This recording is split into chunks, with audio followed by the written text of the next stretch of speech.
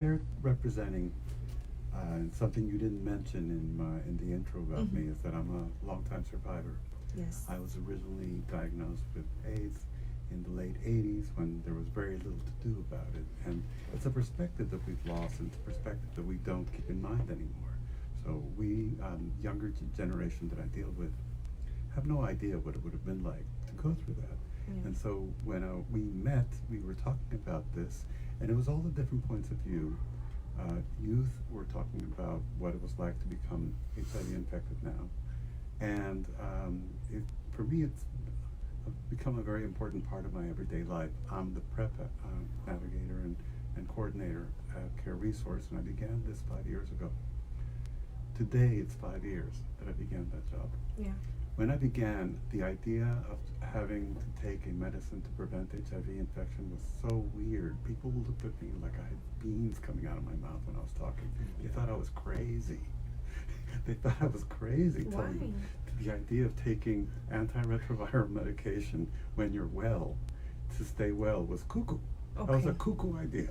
Yeah. And then around 2015, there was a study that was published in California. And the day that study was published in the summer, I remember that I was walking the hallway when it came bing on my phone, and I read it, and I started to cry, and my boss was crying, and everyone was crying. And the next day, I had a line of people waiting to come in to take PrEP because they finally understood that this stuff was the bomb. It meant business, and it really stopped HIV in its tracks. Yeah.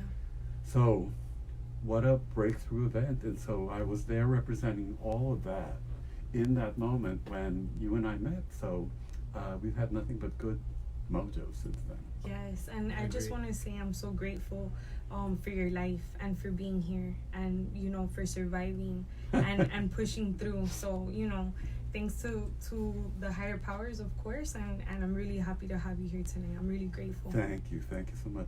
I think sometimes that I tell people, and I tell some of my coworkers, and they agree, both the devil and death said, Yeah. we don't want him. We don't want him.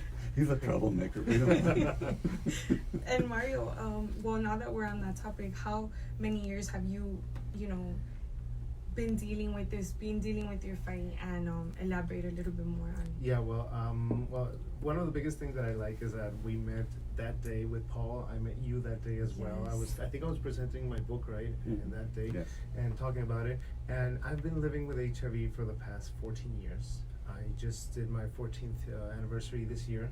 So thank you. And I'm almost my sweet 15. It's 16 in the US, right? Yeah, pero 15. Okay, well, 15, it's still in Latin America it works. Yeah.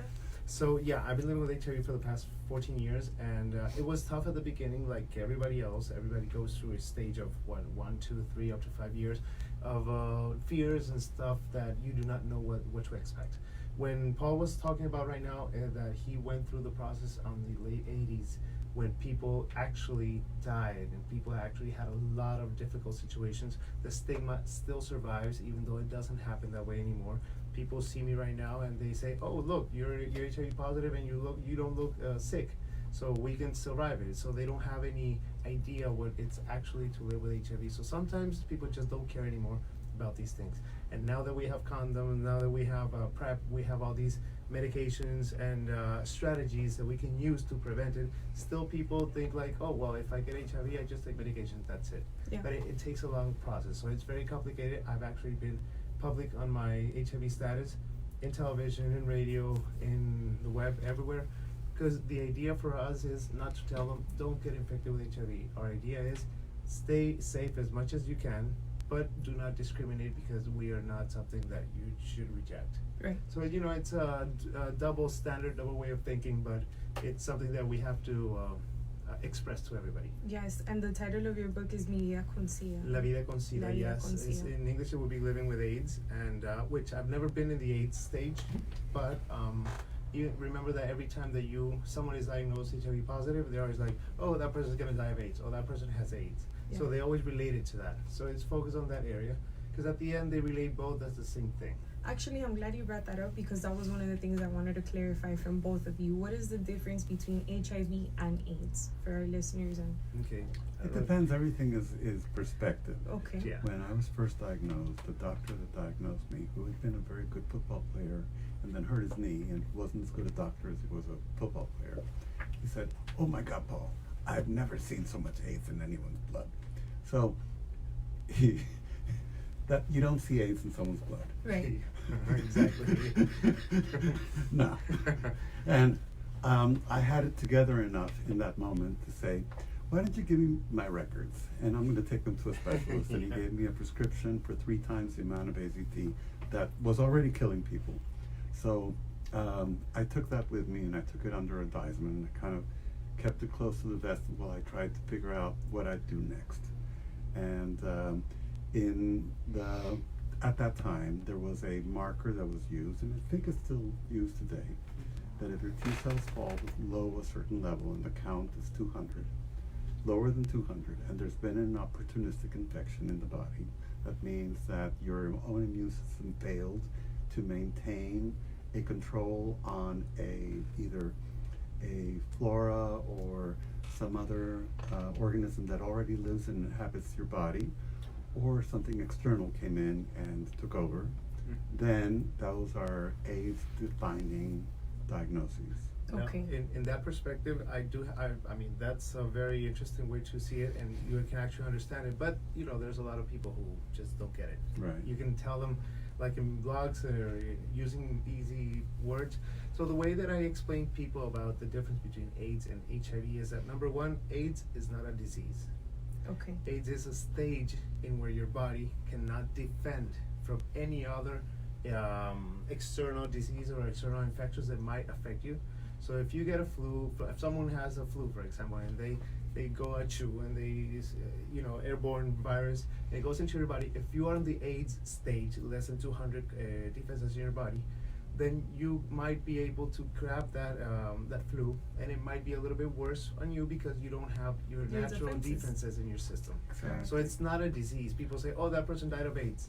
I mean, you don't die of AIDS. AIDS is like a stage in where you have very low T cell count immunity. So it affects you more because you cannot defend your body from anything that is external. right. But you don't die of AIDS. AIDS is not like a disease. It's a stage that happens when you're getting your immune system weakened by HIV. Right, an external factor or something else could have been the reason of you progressing and being Exactly. sick, Yeah. but not AIDS per se. One of my clients said something very critical, very important, and very insightful. We talk about a status. Yeah. Know your status is one of the campaigns that's Yes. been used, and everyone talks about this, but it's not a status. It's a test result. For example, you're describing AIDS. It's a status. It's a status, yes. Well, Like it's it's where actually- it labels you in a stage where your body is at that moment. Right. And it can be brought back It from. can be brought back. That's another Because thing. I've been diagnosed with AIDS and I'm here pretty Exactly. healthy and I mean, hale you now. can come back. Yay. Exactly. But it takes a lot more takes- work to yeah. restore an immune system than maintain one. Right. Today, the strategy is to find someone, if they're tested and they're positive, they're put on treatment right away, because we don't want to have to reinstate and restore their immune system. We want to maintain it. Yes. That's much easier. Yes. Much easier for the person, much easier for their well-being, much easier for their life. They're going to get to grow old and have grandchildren if they want, and no problem. Right. If with the medicines of today, they're very, very, they're very powerful. They're very well targeted, and they really They're very suppress the effective, virus. yes. They're very effective. There was a moment where the doctors and the science did consider that, let's wait until your viral load is extremely high so we can start you on medication. Now we don't do that. Right. We give immediately the person who is diagnosed with HIV immediately the treatment so they can keep their viral load as low as possible, because if you keep it as low as possible, you become undetectable, and by being undetectable, it's like you're not HIV positive. Yes. It's just like it is like you are still positive, but it's like you were not HIV positive. You cannot infect anyone else, you can have babies, and you will be as healthy as a horse. So Yeah. I was reading some of those things like undetectable is like untransmittable. I had read Yes. something like that. Yes. And I also wanted to bring up to your attention, did you know that October 15th was recognized by the governor Ron DeSantis as National Latino AIDS Awareness Day? Yeah. So I recently found out about this, and there were some stats that I wanted to bring up. And one of them was Latino communities are significantly affected by HIV in Florida. So I read that in 2018, 30% of the 4,906 persons who were newly diagnosed were Latino, compared to 25% who were white and then 39% who were black. So obviously, Latino, POC communities, black communities are affected at disproportionate rates than other communities when it comes to HIV. And the website knowyourhivstatus.com is the resource where I obtained this information, and also one of the resources that are out there for you to know. I kind of want to ask you both to tell me about the work that you're doing in your day-to-day to help the community, and locally where people can go if they want to know about their status and etc. So Mario, we can go with you first. Okay. All right. Well, thank you. I've been here in the U.S. for the past 5 years. I started doing other stuff because I'm an immigrant actually, and From where? From Honduras, Central America. And I came after I came here. I started doing voluntary work. I presented my book. I started doing some presentations, but it was not that much. Recently, I got hired by a nonprofit organization called Doctors United Group. They're a nonprofit where they provide STD and HIV testing for everyone, regardless of their ability to pay. So that sometimes it takes you have to pay, or you have to have insurance. If you have insurance, we charge the insurance company, but we cover your co-payments in case that there might be a co-payment. And if you don't have insurance, we cover everything, every testing, every treatment, everything that you might need. So, and I do presentations on a daily basis. I go to rehab centers, detox centers. I do them in English and Spanish. I do their marketing strategies and campaigns and everything. So we work a lot for the community, especially for those communities that are more likely to be affected on HIV and STD prevention. So that's Awesome. what we do up there. Awesome. And then tell me about how you recently became a counselor, right? That's a Oh yeah, Yes. Thanks to they wanted me to start doing presentations in English, and for that, well, you know that here in the U.S. you need to have some certifications.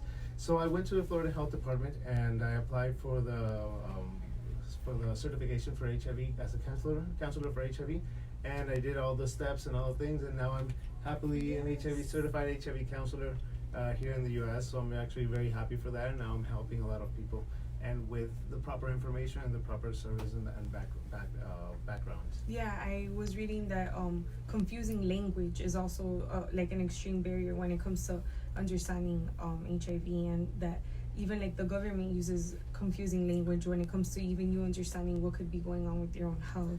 So they've been upgrading and changing the language in terms of like how they explain what it is, and even like when they like their official language, right, of like their websites and all of these things, like they're catching up so that they're not confusing obviously people. you have when it comes to HIV or anything that has to do with science or medicine, there's always a medical language, there's always an official language that you have to use.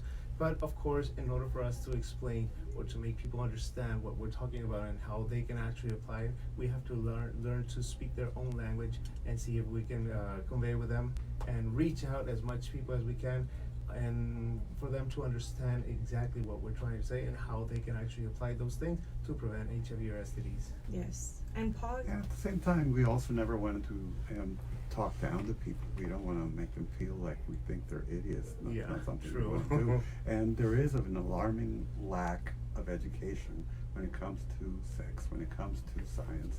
We have become very, very silly about this stuff.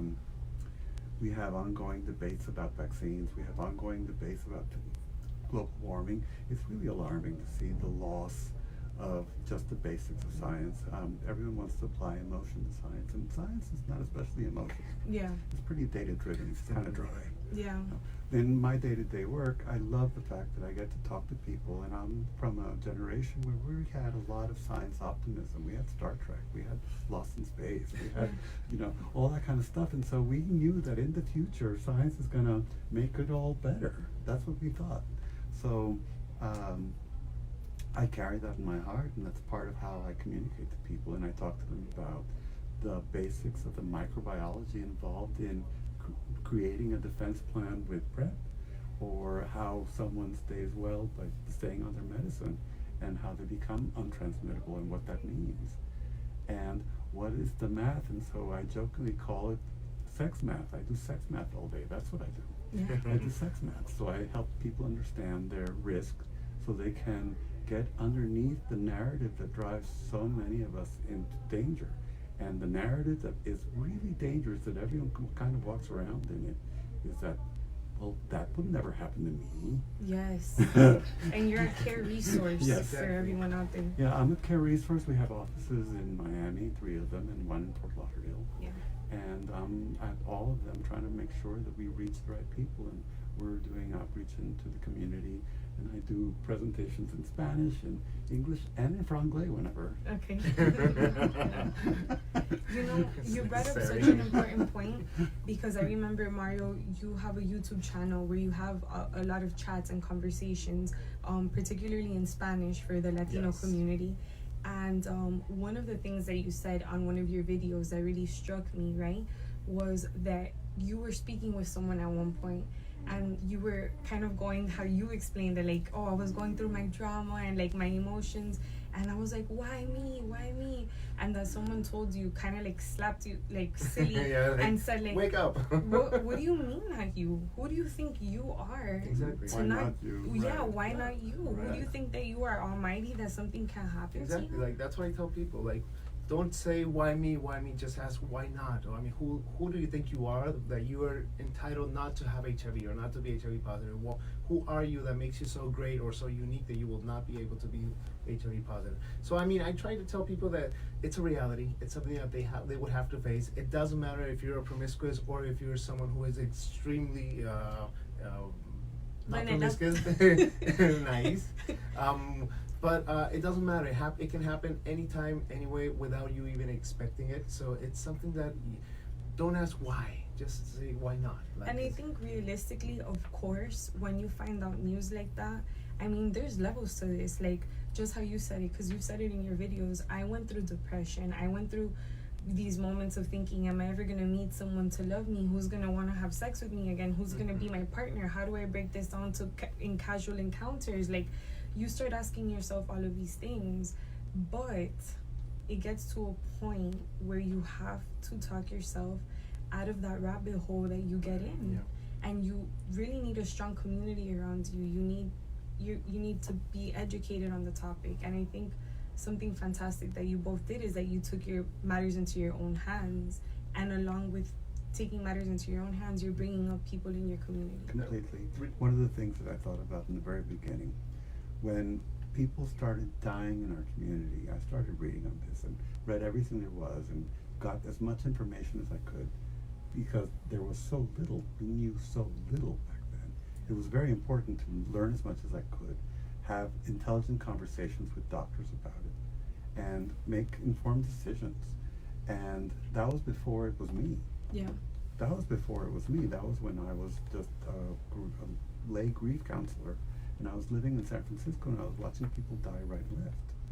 And there was a moment I remember I had this moment of awakening, kind of, and it was very, very hard. I was shaving, getting ready for my day job, and I cut myself, and I remembered a doctor had told me that what we know is that this is a pathogen that's carried in the blood. So the aha moment for me was, I have blood.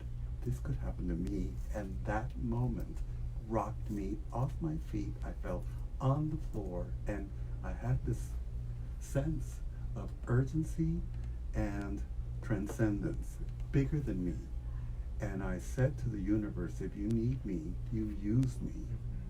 I'm here for you to use. That's what I said in that moment. And less than 5 years later, I was there being used. I needed to be of use.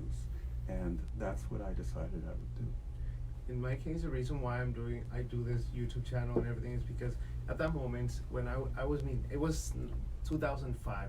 We already had a little bit more information than they had on the 80s. Yeah. But at that moment, I did not have someone to talk to. I was feeling ashamed that I was positive. I did not have anywhere to contact, nobody, my parents, my family, nobody. So I had to start learning everything from zero. Thank God that guy has given me the ability to learn and read, and I like reading a lot, so I investigate a lot. But it took 5 years of my life to literally start accepting and knowing that I'm not gonna die of this.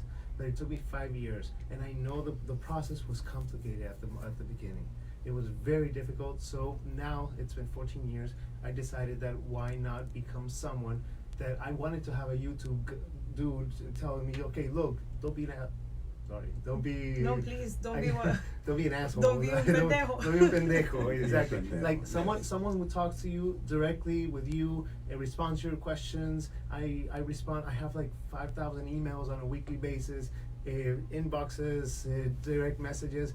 My God, it's overwhelming. But I have a lot of people that have actually helped to cope with the idea, the fact, and you can actually see the comments on my social media, and they were like, "Thanks to you, I've become better." Blah blah. So that is something I didn't have that at that moment. Yeah. So I said, if I'm gonna have this, I'm gonna live with this, I have to do something about it. So I spoke with the universe again, like he did, and said, okay, use me. I'm here. I'm already going through the process.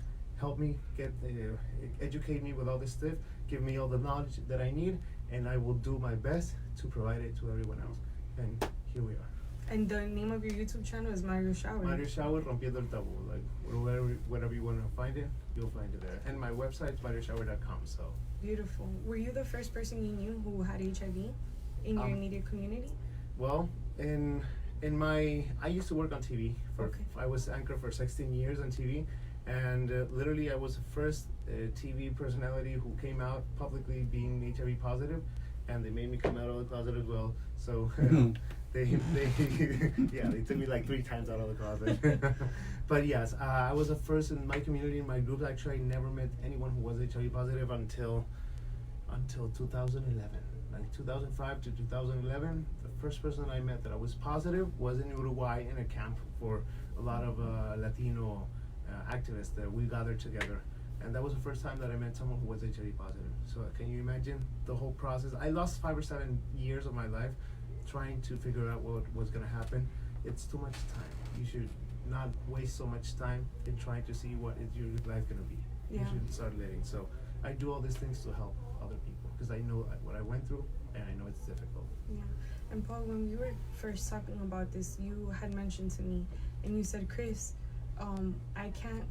I don't think I could possibly explain what it was like to have all my peers die around me.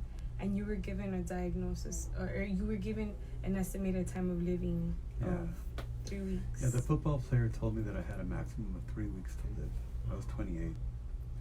That drive home wasn't good. That drive home wasn't good.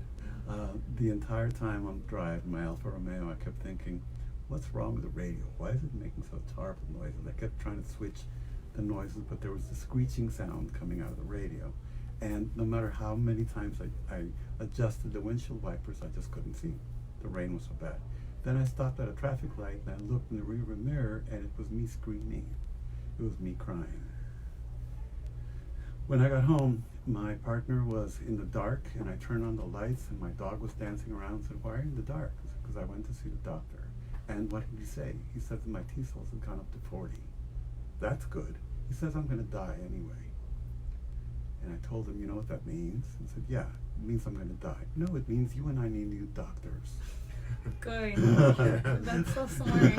The next day, I put out faxes to doctors all over town that I knew were doing HIV care. And I told them, these are the lab values. How long do we have to prepare the estate? And the doctors wrote back 3 weeks, 3 months, 6 months, 6 weeks. And one doctor said, who the knows? And she's still my doctor. Good. Yeah. That is the thing. Yeah. I tell people that this is a very difficult disease to deal with because it affects your immune system, but attitude has everything to do with it. because I was in 2005 and they told me, oh, you're gonna live 5 years only. Like I was 23, I was gonna die at 28. They told me that on that time. Can you believe it? It's still 2005. So it was complicated. So at the end, I figured out that I have a diagnosis. I have a positive diagnosis for HIV. So I just take out the HIV. I have a positive diagnosis. I have a positive attitude. So that's what we do. Keep the positive, eliminate the HIV. I love that. That's why we titled the show that. But too. I have to remind you that it's not always going to be easy. Oh, It yes. could be difficult.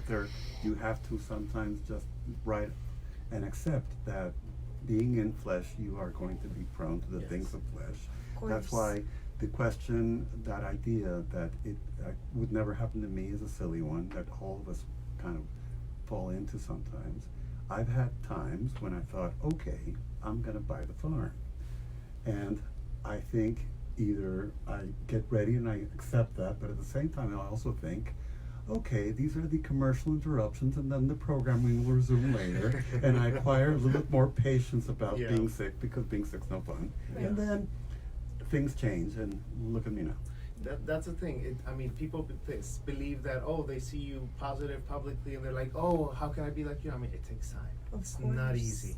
It's not going to be very easy to cope with the idea, with the fact that you have something that it has been bringing so much stigma in the world for the past 20, 37 years, 38 years in life. So it's difficult. It's something that is most likely to be a social disease than a disease itself. Because they're telling me this is easy to deal with when you learn how to do it. Right. But it does affect. I mean, there are other diseases that are more invasive, just the treatments. So I mean, I'm actually very thankful that it's this one, and I can learn how to do it, and I have all the knowledge and the friends and the people around me that can help us. And the community. The community. I want to talk about because you mentioned the word silly earlier, and I want to talk about some of the silliest things that you've heard when it comes to contracting HIV, and what are some of the lies. Okay, let's just talk about what is not true and what is true. How can you get it? How can you not get it? I've heard people say if you swallow buckets of someone's like saliva, or you share like just the things that you're like, could you imagine? Then we don't have HIV, because how many of us don't share drinks with people? Yeah, exactly. So let's talk about the myths and what are the lies. You want to start? Well, I can start with one of the most whenever I get people asking me like, oh look, I've been diagnosed with HIV. When do you think do you think I'm going to die? I'm like, yes, you're gonna die. But not because of HIV. You're gonna die because you were born to die. The moment that you were born, you were destined to die. That's part of our destiny. So yeah, exactly. But the thing is, people have a lot of misinformation. Sometimes people ask me if I touch a doorknob and I think I have AIDS. I'm like, Jesus Christ! In this age, and you still ask those questions. No. I mean, how about this one? How about this one? I got the top. We can shoot. No, I got the top. The top Okay. is, I need medicine right away. I know I've not got AIDS. Then how did you contract it? I was watching porn, and they were doing it bareback. Oh. Yeah, I got this one from a kid who went to a bathroom in the airport, and he was peeing, and there was some splatter to his hands from his own pee, and he said, "Oh, I think I got HIV." He told all his family he was positive for HIV. He told everybody, and then I said, "Did you get tested?" "No." "When are you gonna get tested?" "I don't know. When did this happen?" "Like a year ago, and I'm dying." He told everybody. Everybody was taking care of him. Everybody was crying. He went to get tested. He was negative. Oh my God! Right. So, he didn't even have sex. I mean, he was a virgin for starts. So But okay, and that was something that can Paul. you top that one? Yes. Well, we were talking about this earlier, and Paul, I'm gonna bring this up for the sake of like my own ignorance, and me. Obviously, we're having this conversation because we need to learn and we need to know. And we need to normalize these conversations. And we need to normalize these conversations. This is why we're here. Earlier, I had said, would you both be comfortable with me asking how you contracted HIV? Sure. And I remember, Paul, you told me, Chris, but let me just like kind of educate you on this. When we talk about contracting HIV, for the most part, people believe that it's a sexually transmitted disease. Right. It's not only sexually transmitted, but then we start stigmatizing and we start talking about like unprotected sex or dirty sex, or you were explaining to me Right, these so things. I get a lot of people referred to me because I'm the prep services coordinator at the agency, and people will come to me with alarm and shock on their face, and they say, you need to help this person. They're having unprotected sex. And I say, like my parents and like yours? Right. We all got here Yes. somehow. Yeah, exactly. So the idea of sex being bad sex because there's no barrier is not a smart idea. Yeah.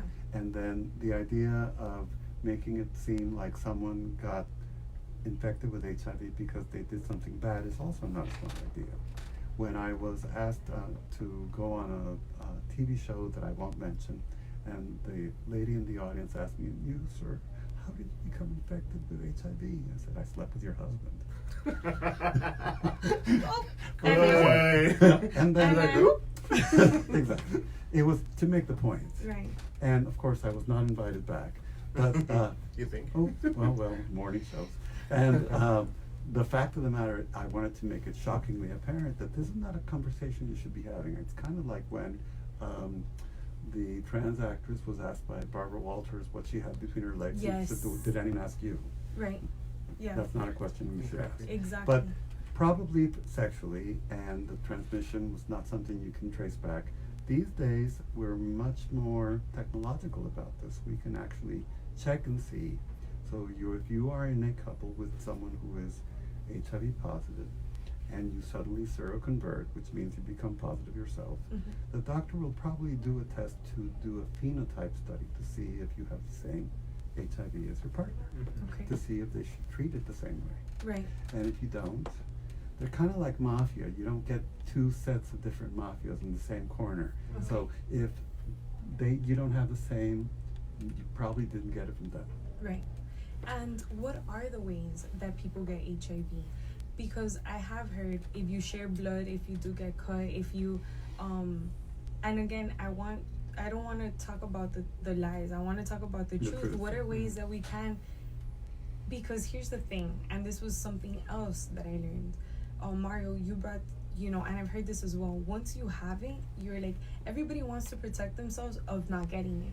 But who's protecting us once we have it? Like, if anything, we have to be more careful we have with to take all care of more of ourselves than to protect ourselves from everybody else. 'Cause Yes. at the end, we're the ones who are living with the HIV. We're the ones who have a depressed immune system. We're the ones who have to take care of it. Because if I get another STD besides the one that I already have, which is HIV, Yeah, it's a double- it's gonna be a little bit harder, difficult yeah. for me to get cured or at least treated the way. So yeah, I mean, you get HIV from unprotected sex. I mean, and not just because you were not using a condom, but it's because someone is already HIV positive and is in the levels of detectability. So they're detectable. They're transmitted. There's They're levels. transmittable. Right, they're transmitting. So transmitting. Because the person this is one of the things, one of the shocking, alarming facts, is if you look at 100 new HIV infections, 99 of them came from the people who are self-reporting as negative to HIV. Either because they don't know their status, they haven't haven't had a test.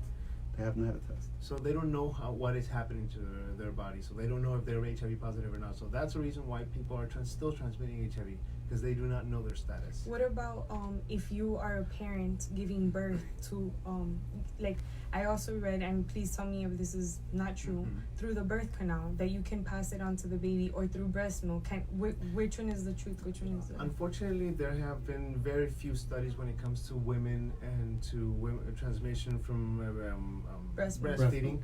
And right now, they still consider, CDC does still consider that breastfeeding is a means of transmission for HIV, but there is the process of undetectability. Yeah, and there's a debate. There's a debate There's going on. a very big debate happening on And this. it's not here in the U.S., but in other places, they've gotten to the point where in Europe, for example, where they came up with the idea of undetectability as a thing about 12 years ago. We're new to this. This is a new conversation here in the United States, that U equals U. Yeah. That undetectable is untransmittable. Or diciéndolo en español sería indetectable, intransmisible. Okay. So that idea, the idea of the breast milk, is something that they've already come to, and so if the person is undetectable Undetectable. and on medication, Then it's untransmittable. and the benefit to the child is bigger than the risk of the either transmission or the passing of the antiretrovirals. then it's okay. And they're usually opting for yes. When a baby is born, for example, the mother has to be in treatment for a certain time so they can get her to undetectable levels Right. so she can deliver normally. But if not, they can do a C-section as well. Right. And the moment when the baby comes out, as long as it doesn't have contact with the blood, there will be the only chance of infection for the baby. Okay. But we can actually control that now. Science can actually control it, so it's something that it doesn't have to happen unless the mother doesn't have the information or the medical services available for her at that moment. So for right now, it's very difficult for a baby to be born and be HIV positive already, because in the womb it doesn't happen. Is it true that if I get cut and you get cut and we share and our blood comes in contact, I'm gonna have HIV? Well, if the blood falls here and the other blood falls here, if you mix it, it won't be like that. I mean, some people ask me, and this is very visual. So what if I cut myself here and my friend cuts himself here and he's positive and we do this? Yeah. That might be a possibility, but the question is, why would you do that? Right. Like why? I mean, if you get in a fist fight with someone that you might have a problem and someone is positive and the other one is negative, there might be a slight chance, but that is very minimal, almost to null when it comes to transmission. But it all depends on various factors and on various situations. So that's why people are still like asking, because there's so many questions and you do not know, because every situation is individual, is unique, and you don't know how it It's happens. infinite. So I mean, you can actually explain your own situations, but you were not there at that moment to say yes or no or maybe. Right. Let's talk about PrEP. Sure. Because PrEP is the star. Yes. The Oh, it shit. completely PrEP is like this Well, beautiful yeah. light shining it's on part us. it's part of a bookend, because on the one hand we have the people who are positive for HIV, who are on medicine, who are virally suppressed, not transmitting HIV. On the other side, we have people who are at risk of HIV infection. Yeah. And we put them on PrEP, which creates a chemical barrier to infection, and they're not getting transmitted. And if we do that using those tools, we end the conversation, it's over. Okay, what is PrEP? Pre-exposure prophylaxis is the use of one of the medicines that we're using in the treatment of HIV to close down the option of infection by the virus in the body of someone who is HIV negative. Or as I tell the people who listen to my presentation, it's like putting a condom in every cell that you have. Okay. it's a way of telling them that you're. Have I ever told you I love how you explain things? Right? In using a little bit of the biochemistry involved, let's talk about it. If what we're doing, we know that all the HIV medicines that we use are designed to interrupt the life cycle of the virus. Right. The virus is interested in replicating. Right. And we have studied it in the 30 years that we've been familiar with it a lot. We know exactly what it needs and what it uses to make more copies of itself. So PrEP basically slashes Interrupts that. it. Okay. Interrupts it. And then the virus cannot make a copy of itself. It can't colonize your body. And it's stuck. It can't get out, can't go forward. And a white blood cell goes by, sees a 6CD4 cell, which is the place where it chooses to make copies, and eats it. Bye-bye. End of story. Gone. It's actually very helpful to use PrEP, because PrEP is preventive. It actually works before you have been actually exposed. You have to follow instructions, of course, Right. because in order for you Yeah, to you use have it to do it correctly, right. for it to work the way it has to work, you have to follow instructions. What are to- the side effects of PrEP? The most people don't have, and the people who do mostly, is startup syndrome, which is a little bit of stomach yuckiness from having a bomb going off in your stomach that you just started to get used to. Right. And most people have get used to it after a few days. Where can we get PrEP? Is it easily accessible? Yes. Is it Yeah. okay? Let's is, talk about yes. that. And of course, You didn't there's start PrEP. this. There's condoms. Yes. There's PrEP, Post-exposure. Post-exposure, pre-exposure, And condoms. past. So yes. we have strategies. We have strategies to When help you were people saying, develop. are those different forms Yes. of PrEP? Yes, Okay. post is after you've been Yes. exposed. You have to take it in the first 72 hours. Okay. It's like the emergency pill for HIV. Like a plan B type Like of a thing. plan B. yes. Okay. But what we're doing, instead of doing the simpler medicine we're using in pre-exposure, with post-exposure we use a full arsenal of antiretrovirals. And we again go after the replication cycle of the virus and interrupt them using several different medicines for 30 days. It prevents it from getting into your lymphatic system.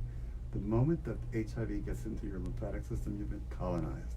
And we don't have good access into there. That's why we haven't been able to solve this yet. We will. We Right. will. It'll Yeah. be solved.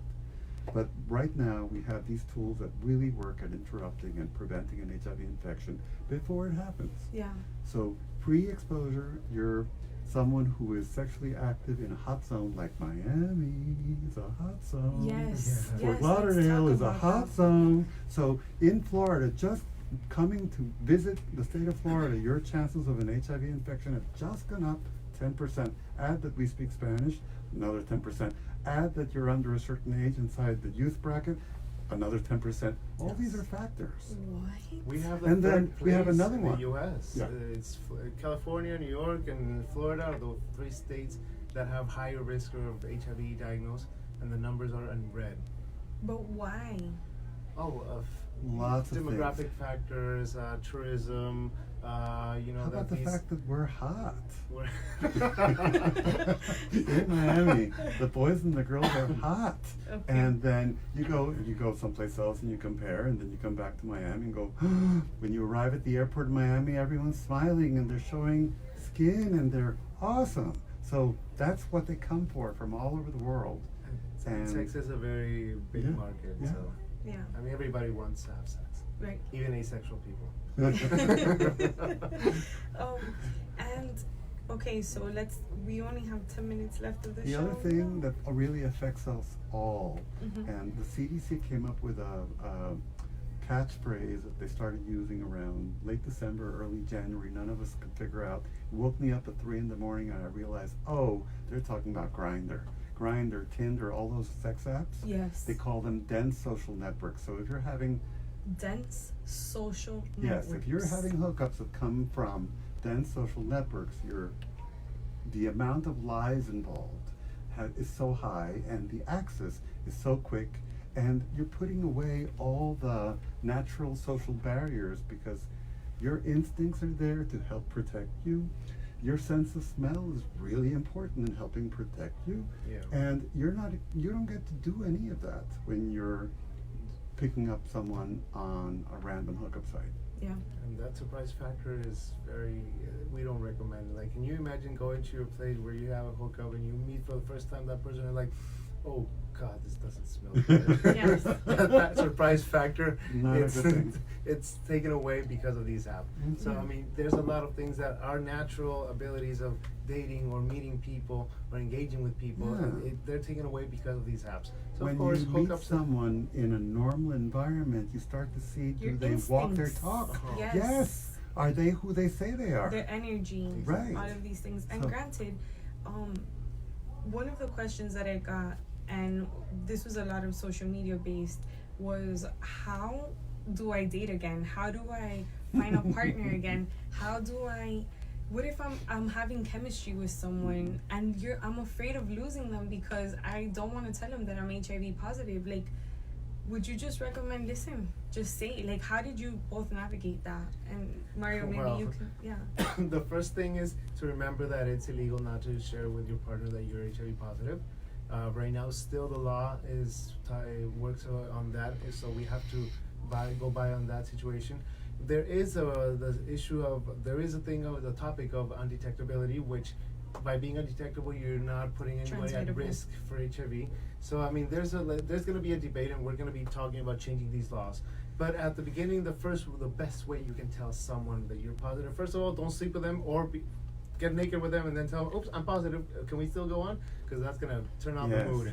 Not So only, don't do not that only at turn that off the moment. mood, it could turn violent. Yes, it can turn violent That as could well. turn violent. So don't do if that. you're going to tell someone that you're positive, make sure that you can answer your own questions. Because if you can answer your own questions, the other person will have those same questions, and they will feel satisfied and knowing that you already have the answer. So that you're not here to affect them, but to protect them. Right. So I mean, use all the knowledge that you have in order And to be share with them. transparent. Yes. Yes. Be transparent. Because if you see someone, you tell, I'm HIV positive, but please have sex with me. Like, if you say like that, they're gonna be like, oh no, dude, I'm sorry, you have issues. But if you're like, listen, I'm HIV positive, I'm here and I want to share a sexual encounter with you, but listen, I'm here to protect you, not to infect you. I'm letting you know that I'm positive. I just wanted to share, to be honest with you at the moment. Yeah. Now, don't tell people after you've had sex with them. No. Because people kind of feel it that it's like a treason, that you didn't tell them, that you wanted to affect them, or you. So try to It do is it a before. perpetration. It is an act of violence to not after. Yeah, people feel offended when you They- don't tell them. They're like, why didn't he tell me? Did he want to do something, say something? Did he want to affect me? So it's better to go up front at the beginning. And one of the things that I gathered from the information is that HIV is a very political topic.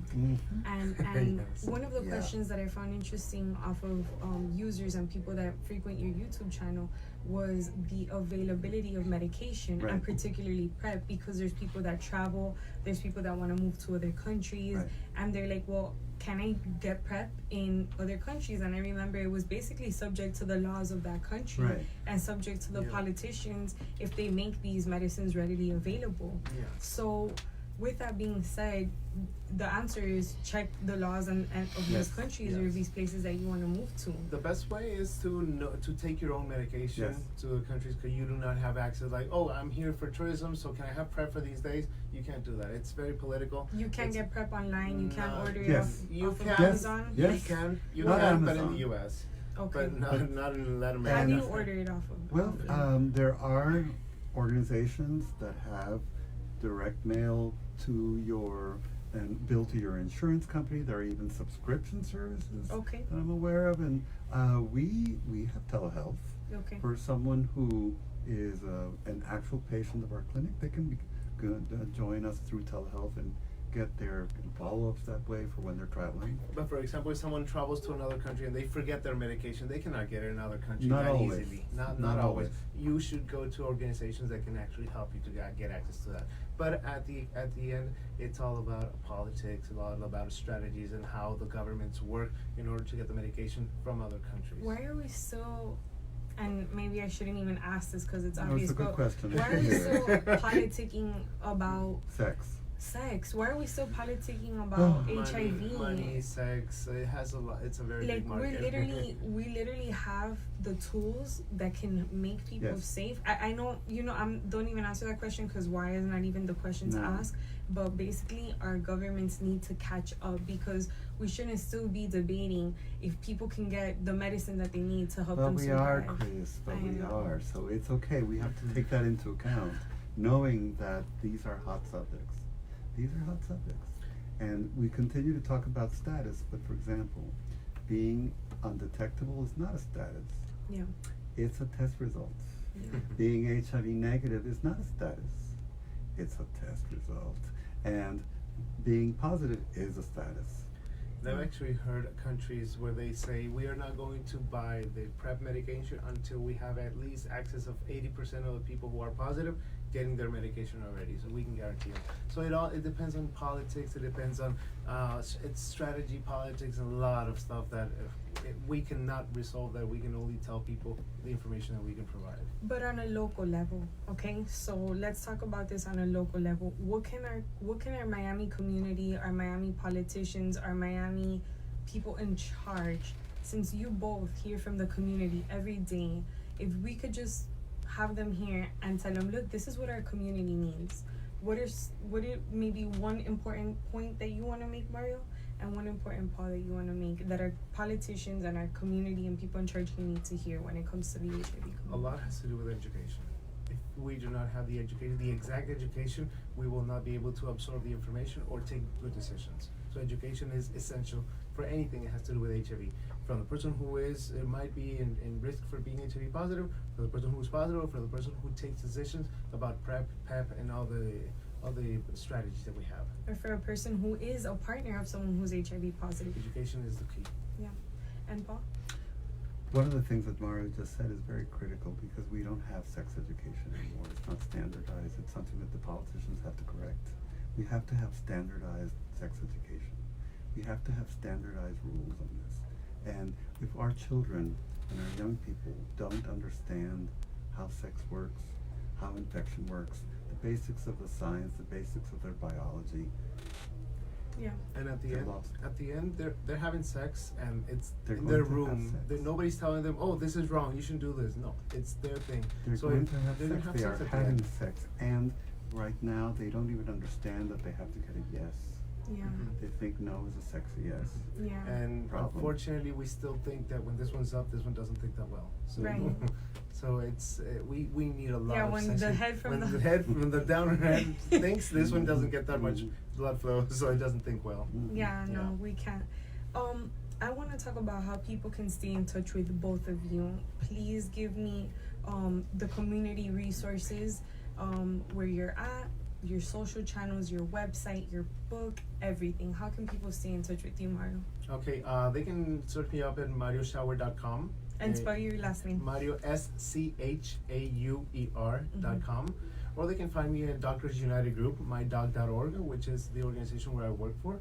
And you contact us immediately, and we will get you any service that we can get you, regardless of any ability of paying. If you live in Florida, you live in West Palm, Dade, Broward, Orlando, Osceola, Tampa, we will cover you in these areas.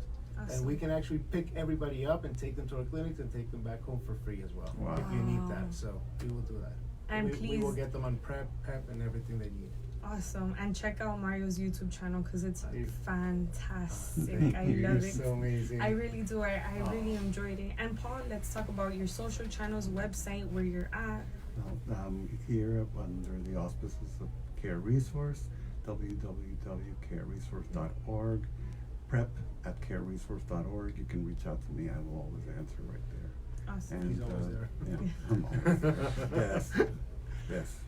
I'm a live testimony of that. And I did want to put you both on the spot real quick. And if you can shout out one local community organization, be it Miami or Broward, who's doing really great work aside from your own, or an activist, who would you recommend for people to look up in the community? I would say Care Resource, but I know we have Prevention 305, for example. It's an Yeah. organization that's looking for people to get them on PrEP. Okay. So they're doing a very good. Prevention Prevention 305. They're all yes. over Instagram. Okay. They're all Yeah. over Instagram. Oh, yeah, And they're very good I on would that. say where we all met, which was Pride Pride Lines. Lines. Pride Lines, exactly. Pride Shout Lines out here to in Pride Miami. Lines. Shout out to Pride Lines. Yes, Definitely. that was such a fantastic That was the event. area where the three of us met, and when that, look at us 3-4 years Listening later. together. And also, I want to give a personal shout out to Herb Sosa Yeah. because he has been so instrumental in always guiding me when it comes to my resources and my sources for LGBT and the community and getting access to more people and getting access to this information, which really can change lives and Right. is changing lives. So I'm grateful to both of you so much for the work that you're doing. I'm so grateful that you've survived this long. So thank you God for having you both here, for the higher power, for your health. I hope that you both continue to do this work and to find the strength to educate people and to wake up every day and do it. That's the end of our show. Thank you. Thank you so much Thank for you so everyone much. that Shout out for listened. you as well. Yeah. Thank you. Tune back in on Monday, November 11th for a new episode. Follow us on social media at Meet Them Mondays. I'm your host, Cristian Portilla, on IG at Room Free Rights. If you like what you hear, then share an episode with your friends. Or we also have a Patreon. It's Meet Them Mondays. You can hit us up for sponsorships. Subscribe on Apple Podcasts, Spotify, or visit roomfreerights.com for more. There you Peace. go. Yay. Bye-bye. Thank you so much. We're still live on the Facebook, right? Mhm. Oh, and on the YouTube Yeah. too. Thank you to everyone who watched the Facebook Live with Paul and Mario. We're so grateful that you tuned in. Gracias a todo el mundo que nos vio en inglés, En inglés, en En inglés, en español. español. Muchas gracias a los dos por estar aquí. Estoy muy agradecida. Mario, thank you so much. Muchísimas gracias a ambos grupos. Sí, Redes sociales, Mario Schauer. Find us y ahí vamos a estar apoyándolos a todo el mundo. sí. Y el programa se llama Meet the Mondays. Si también lo quieren buscar, el